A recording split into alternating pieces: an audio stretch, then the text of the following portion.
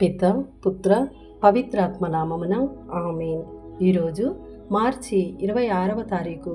యోహాను సువార్త 8వ అధ్యాయము 51వ వచనము నుండి 59వ వచనం వరకు. నా మాటను పాటించువాడు ఎన్నటికి మరణమును చవిచూడడు అని నిశ్చయముగా చెప్పుచున్నాను అనెను. అంతట యూదులు, నీకు దెయ్యము పట్టినదని మాకు ఇప్పుడు నిశ్చయముగా తెలియను. అబ్రహాము ప్రవక్తలను మరణించిరి. నా మాటను పాటించువాడు ఎన్నటికి మరణమును చవిచూడడు అని నీవు చెప్పుచున్నావు.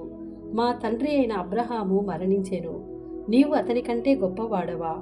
ప్రవక్తలను మరణించిరి, నీవు ఎవడవని అనుకొనుచున్నావు అని పలికిరి.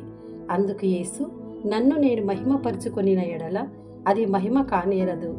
మీ దేవుడని మీరు చెప్పుకొనుచున్న ఆ నా తండ్రియే నన్ను మహిమపరచుచున్నాడు.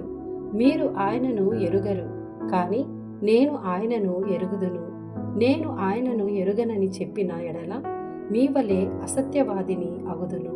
అయితే నేను ఆయనను ఎరుగుదును, ఆయన మాటను పాటించుచున్నాను.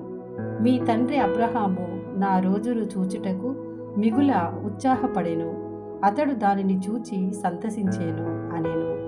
నీకు ఇంకను 70 సంవత్సరములైనా నిండలేదు, నీవు అబ్రహామును చూచితివా అని యూదులు ప్రశ్నించిరి. అందుకు యేసు, అబ్రహాము జన్మించుటకు పూర్వమే నేను ఉన్నాను అని మీతో నిశ్చయముగా చెప్పుచున్నాను అని పలికెను. అందువలన వారు ఆయనపై రాళ్ళు రువ్వ పూనుకొనిరి.